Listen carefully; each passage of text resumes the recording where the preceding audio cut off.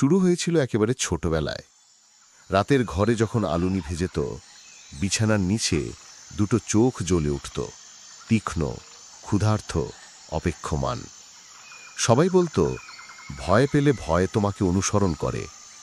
কিন্তু আজ, এত বছর পরও সেই চোখ দুটো আবার ফিরে এসেছে। আর আজ রাতে তুমি শোনার সাথে সাথে বুঝবে, যে দানবটাকে তুমি এড়িয়ে চলেছ সারা জীবন, সেই তোমাকে গড়ে তুলতে এসেছিল।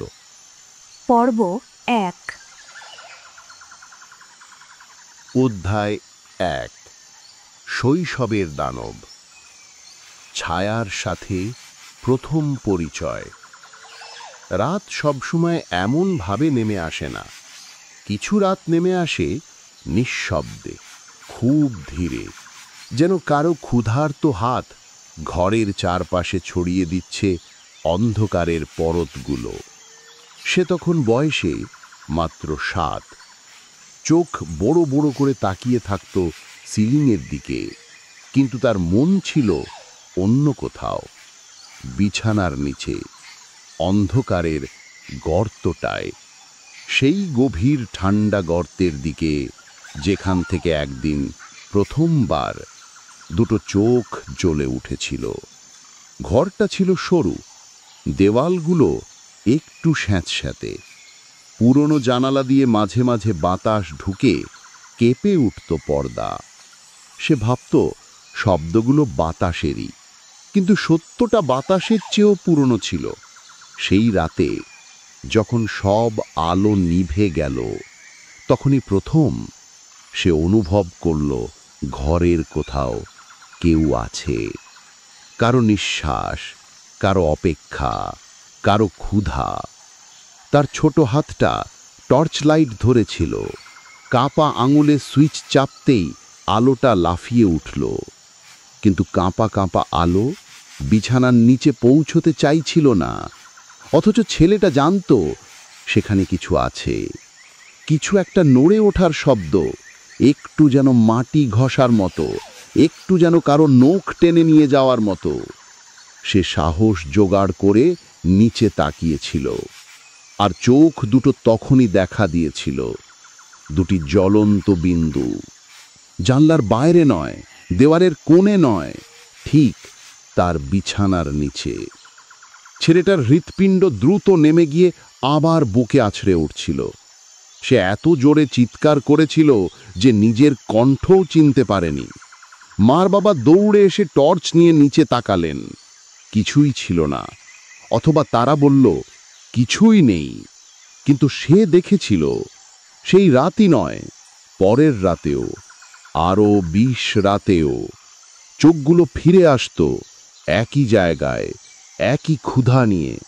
তারা ব্লিঙ্কিং করত না, তারা তাকিয়ে থাকত, যেন ধৈর্য ধরে অপেক্ষা করছে সে ঠিক কোন মুহূর্তে ভেঙে পড়বে।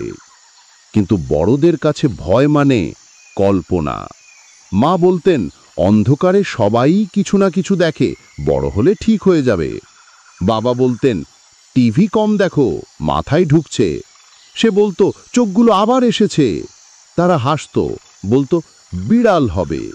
কিন্তু বিড়ালের চোখ এমন নয়। ওই চোখগুলো ছিল গভীর, একটা অদ্ভুত নীরব রাগ ছিল ওদের মধ্যে, যেন সে ঠিক জানত ওরা তাকে দেখছে। কিন্তু আরো ভয়ের ব্যাপার হলো, ওরা তাকে চেনে। রাতগুলো ধীরে ধীরে দুঃস্বপ্নের মতো কাটতে লাগলো।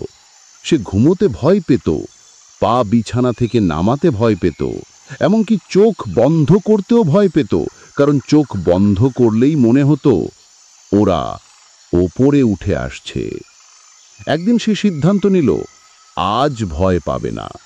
সে বিছানার ধারে বসে রইল, টর্চ হাতে, চোখ বড় বড় করে।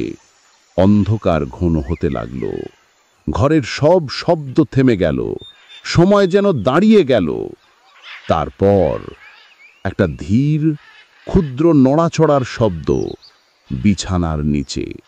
সে শ্বাস আটকে রাখল, টর্চ তুলে ধীরে ধীরে নিচে ধরল, আর চোখ দুটো আবার জ্বলে উঠল। কিন্তু এবার আরো কাছে, এত কাছে যে আলোতে সেই চোখের চারপাশের ছায়াগুলোও দেখা যাচ্ছিল। ছায়াগুলো মানুষের মতো নয়, এটা যেন কোনো রূপহীন দাগ। কিন্তু চোখগুলো, ওগুলো সত্যিই কিছু চাচ্ছিল। সে আবার চিৎকার করল। মা বাবা আবার দৌড়ে এলো, আবার বলল কিছু নেই, আবার হাসলো, আবার বলল ওটা তোমার কল্পনা। কিন্তু ভয়ের সবচেয়ে বড় নিষ্ঠুরতা হলো, অন্যরা যখন তোমার ভয় বিশ্বাস করে না, ভয় তখন আরো শক্তিশালী হয়। এইভাবেই শৈশব কেটে গেল, কিন্তু চোখগুলো কোথাও গেল না। যেদিন সে বাড়ি ছাড়ল, মনে হলো পেছন থেকে কেউ তাকিয়ে আছে। ময়ত্ত তাকিয়েই ছিল। বড় হওয়ার পর মানুষ ভাবে শৈশবের ভয় হারিয়ে যায়, কিন্তু সত্য হলো ভয় কখনো হারায় না। ওরা শুধু অপেক্ষা করে এক কোণে, এক অন্ধকারে, এক এমন স্থানে যেখানে আমরা আর তাকাই না। বিছানার নিচে থাকা দানবটা সে বুঝতে পারেনি তখন, আসলে ওটা ছিল তার নিজের দুর্বলতা, তার নিজের অসহায়তা, তার নিজের অন্ধকার, যা সে চেপে রেখেছিল, লুকিয়ে রেখেছিল, অস্বীকার করেছিল। আর যতই লুকিয়েছে, ওটা ততই বড় হয়েছে, ততই গভীর হয়েছে, ততই ক্ষুধার্ত হয়েছে। আজ যখন সে বড়, তখনও মাঝে মাঝে মনে হয়, রাতের নির্জনতায় আলো নিভিয়ে দিলে, ঘরের নিচে ঠান্ডা মেঝে ছুঁয়ে কিছু একটা নড়ে চড়ে ওঠে। আর তখনই তার মনে পড়ে শৈশবের সেই দুই জ্বলন্ত চোখ, যারা কখনোই হারায়নি, শুধু অপেক্ষা করেছে যে সে ঠিক কোন মুহূর্তে দুর্বল হবে। আর সেই মুহূর্ত এখন খুব কাছেই। পর্ব 2। অধ্যায় 2, প্রত্যাবর্তন। যখন চোখগুলো আবার জ্বলে উঠল। রাতের আলো সবসময় একই রকম থাকে না। কিছু রাত এমনভাবে প্রবেশ করে জীবনে, যেন পুরনো ভেজা পর্দার ফাঁক দিয়ে ফিরে আসে অতীতের গন্ধ। যে অতীতকে মানুষ ভুলে গেছে বলে মনে করে, কিন্তু আসলে ভুলে যায়নি, শুধু দমন করে রেখেছে। সে এখন বড়, কাজ আছে, দায়িত্ব আছে, সম্পর্ক আছে, কিন্তু তার ঘরটা রাতের বেলায় যেন ঠিক সেই পুরনো ঘরের মতো হয়ে যায়। অল্প আলো, ভারী নিস্তব্ধতা, আর কিছু একটা লুকিয়ে থাকা অনুভূতি, যে অনুভূতি তাকে ছোটবেলায় তাড়া করে ফিরত, যেটাকে সে ভুলে গেছে ভেবেছিল। বড় হওয়ার ওজন মানুষের হাঁটাকে ধীর করে দেয়, কিন্তু ভয়ের ওজন হাঁটা নয়, শ্বাসকেও ভারী করে ফেলে। তার দিনগুলো এখন ব্যস্ততায় ভরা। অফিসে চাপ, কাজের ভুল, তুচ্ছ মন্তব্যে আত্মবিশ্বাসের ভাঙন, সব মিলিয়ে এক অদ্ভুত অস্থিরতা জমে আছে তার ভেতরে। আর ঠিক যখন সে ভেঙে পড়তে থাকে, মানুষ তখনই সবচেয়ে দুর্বল হয়। ঠিক তখনই রাতগুলো আবার বদলে যেতে শুরু করল। প্রথম রাতটায় সে শুধু শুনেছিল একটা মৃদু আওয়াজ, হয়তো ফ্যানের কম্পন কিংবা আসবাবের শব্দ। কিন্তু পরের রাতটায় শব্দটা একটু স্পষ্ট হলো। মেঝে ঘষা যেন। কেউ কি হাঁটছে, নাকি কিছু একটা নড়ছে। সে নিজেকে বোঝালো, স্ট্রেস, এটা নিশ্চয়ই স্ট্রেস। কিন্তু স্ট্রেসের আওয়াজ কি এত গভীর হয়, এত শীতল, এত পরিচিত? ঘরের আলো নিভিয়ে সে বিছানায় শুতেই অনুভব করল, অন্ধকারটা আজ যেন অন্যরকম, ঘন, ভারী, যেন ঘরের বাতাসে কারো নিঃশ্বাস মিশে আছে। ঘণ্টাখানেক কেটে গেল, সে ঘুমোতে পারছিল না। দরজার নিচে দিয়ে ক্ষীণ আলোটা দেওয়ালের কোণে পড়ে অদ্ভুত সব ছায়া তৈরি করছিল। তার চোখ বন্ধ ছিল, কিন্তু মনে হচ্ছিল অন্ধকারের নিচে কিছু একটা তার দিকেই তাকিয়ে আছে। তার হৃদয় স্পন্দন ধীরে ধীরে বাড়তে লাগল। আর ঠিক তখনই বিছানার নিচে থেকে একটি স্পষ্ট শব্দ, একটা ধীর নড়াচড়া, যেন কেউ মাটির উপর হাত টেনে নিয়ে যাচ্ছে। এক ধরনের শুষ্ক ভসা শব্দ। তার শরীর শক্ত হয়ে গেল। সে এত ঠান্ডা হয়ে গেল যেন কোনো বরফের বাতাস তাকে ছুঁয়ে গেল। নড়তে পারছে না, চিৎকার করতে পারছে না, কিন্তু শব্দটা থামছে না। কয়েক সেকেন্ড নীরবতা, তারপর টক টক টক বিছানার কাঠের ঠিক নিচে থেকে। কারো নখ, হাড়ের আঘাত, সে জানে না, জানতে চায়ও না, কিন্তু বুঝতে পারে এ শব্দ সে আগে শুনেছে শৈশবে, যখন চোখ দুটো প্রথম দেখা দিয়েছিল। কিন্তু আজ ওরা আরো কাছে, আরো সাহসী, আরো ক্ষুধার্ত। সে টর্চ খুঁজতে হাত বাড়ালো। আঙুল কাঁপছিল। টেবিলের ওপর কিছু একটা পড়ে শব্দ হলো, আর ঠিক সেই মুহূর্তে বিছানার নিচের থেকে দুটো দীপ্ত জ্বলন্ত চোখ ধীরে ধীরে উঠে এলো অন্ধকার ফুঁড়ে। আগের মতো দূরে নয়, ঠিক তার গালের নিচে, মাত্র কয়েক ইঞ্চি দূরে। ধুকধুকানো আলোয় সেই চোখগুলোতে ছিল একটা ক্ষুধা, একটা রাগ, একটা পরিচিতি। চোখগুলো যেন বলছে, আমরা কখনো যাইনি। সে স্থির হয়ে গেল। তার শরীর ভারী, নিঃশ্বাস কাঁপছে। অন্ধকারে চোখ দুটো একটু একটু করে নড়ছে, তারা যেন তাকে ঘিরে ধরছে। হঠাৎ ঘরের বাইরে কোনো শব্দ হলো, হয়তো নিচের রাস্তা থেকে, হয়তো পাশের অ্যাপার্টমেন্ট থেকে, কিন্তু তাতে চোখগুলো মিলিয়ে গেল। হঠাৎ নয়, ধীরে ধীরে, খুব ধীরে, যেন কারো মুখে একটা বিকৃত হাসি ছড়িয়ে পড়ছে, আর অন্ধকারে সেটা আবার গুটিয়ে যাচ্ছে। সে টর্চ জ্বালালো, নিচে তাকালো, ফাঁকা, শুধু ঠান্ডা মেঝে আর ধুলো। কিন্তু এবার সে আর ছোট নয়, ওকে কেউ বলতে পারে না কিছু নেই। ও জানে এই ফিরে আসা কাকতালীয় নয়।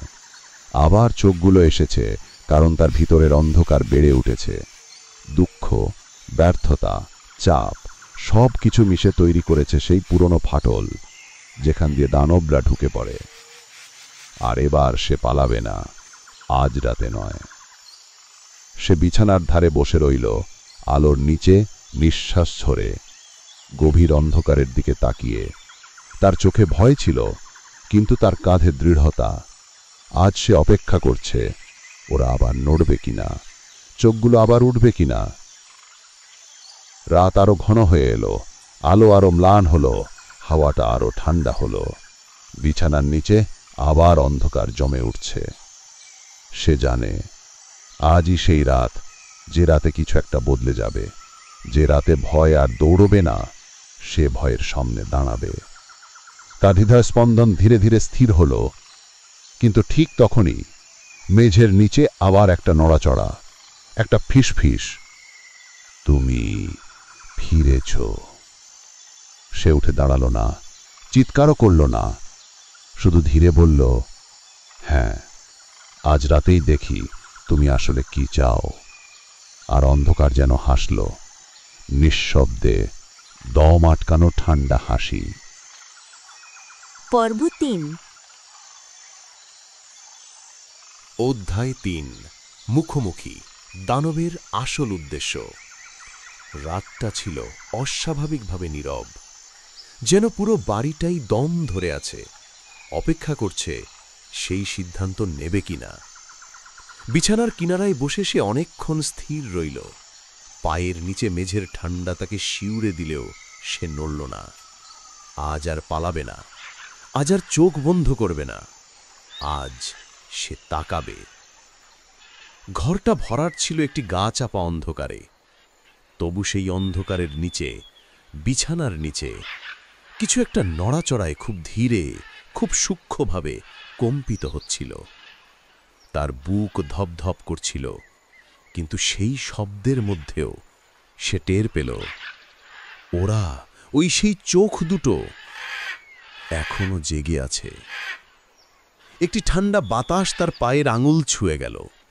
এবার সে জানল, ওটা বাতাস নয়, ওটা নিঃশ্বাস, কারো বা কিছুর ফিসফিসে উষ্ণ নিঃশ্বাস। সে গিলল। শুকনো গলায় শব্দ হলো খটখট করে।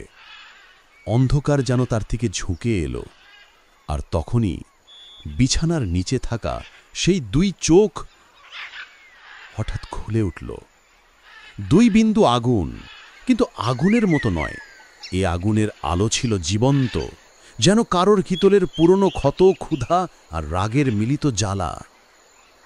চরিত্র স্থির রইল। তার হাত কাঁপছিল, কিন্তু সে নড়ল না। দুই চোখ খুব ধীরে, খুব মসৃণভাবে তাঁর দিকে সরতে লাগল। অন্ধকারের ভেতর থেকে একটা ছায়া উঠল, নিজেকে সযত্নে মেঝের ওপর গুটিয়ে নিয়ে। আকৃতি অমানসী, অস্থির, আর সেই শব্দ, নরম গা ঘিনঘিনে এক টান টান শ্বাস।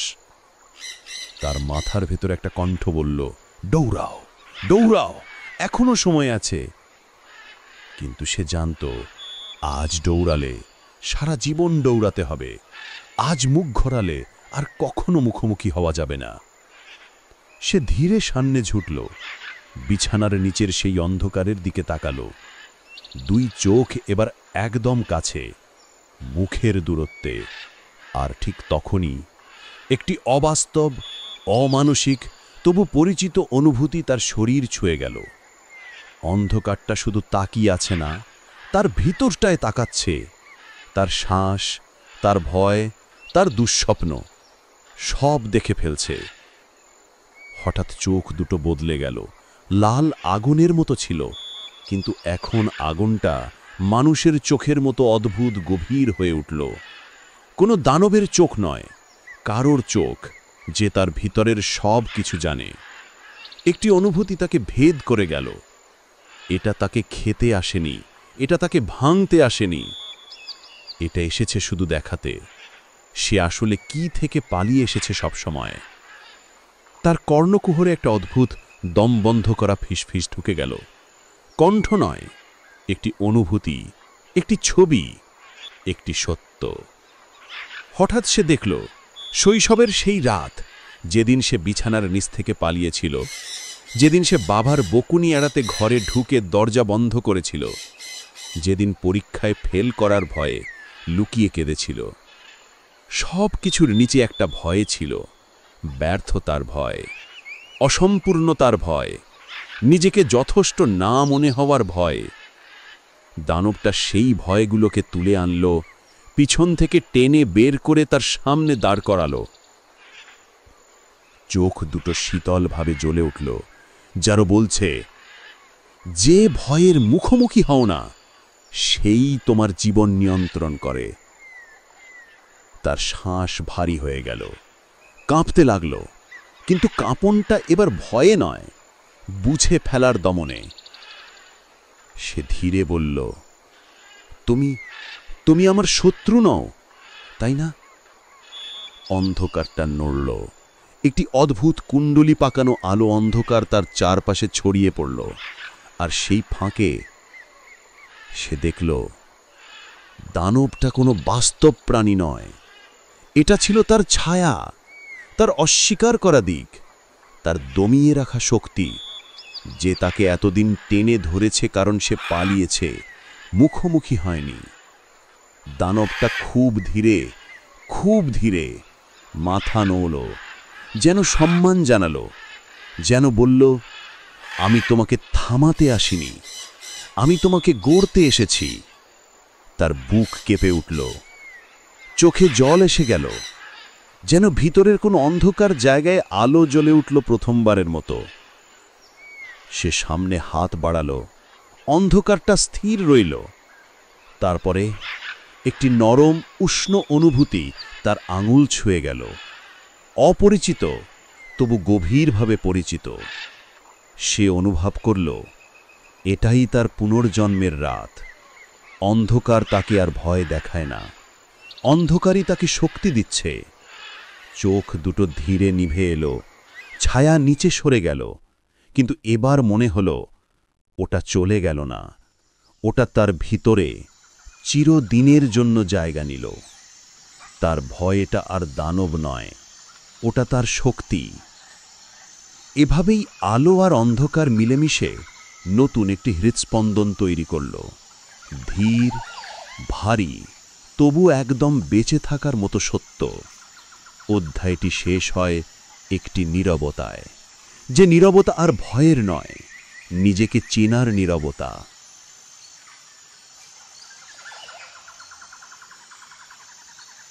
যার ভয়ে তুমি সারা জীবন পালিয়েছ, সেই আজ তোমাকে শিখিয়ে দিল, ভয় এসেছে তোমাকে ভাঙতে নয়, তোমাকে নিজের সেরা রূপে গড়তে। বিছানার নিচে যে চোখ দুটো জ্বলত, তারা কোনো দানব ছিল না, ওগুলো ছিল তোমার নিজের ভেতরের শক্তি, যাকে তুমি অন্ধকার ভেবে দূরে ঠেলে দিয়েছিলে। তুমি যত রাত অন্ধকার থেকে পালিয়েছ, ততদিন অন্ধকার তোমাকে অনুসরণ করেছে। কিন্তু আজ একবার তাকিয়ে দেখলে যে ভয়কে মুখোমুখি করলেই তা শক্তিতে পরিণত হয়। অবিশ্বাস বিশ্বাসে বদলে যায়, দুর্বলতা প্রতিশ্রুতিতে, আর অন্ধকার আলোকে জন্ম দেয়। তোমার জীবনে যে ভয়গুলো আজও ঘাপটি মেরে আছে, অপূর্ণ স্বপ্ন, হেরে যাওয়ার ভয়, ব্যর্থতার আতঙ্ক, তাদের থেকে পালিয়ে নয়, ঠিক আজ রাতেই মুখোমুখি দাঁড়াও। কারণ মনে রেখো, ভয়ের চোখ দুটো সব সময় সেখানে থাকে, কিন্তু তাদের কাছে আত্মসমর্পণ নয়। তোমাকে দাঁড়াতে হবে, তাকাতে হবে, বলতে হবে, আমি পালাচ্ছি না আর, এবার আমিই আসছি। এটাই তোমার মুহূর্ত, এটাই তোমার লড়াই, এটাই তোমার জাগরণ। এখন তুমি কি তোমার নিজের অন্ধকারের দিকে তাকাতে প্রস্তুত?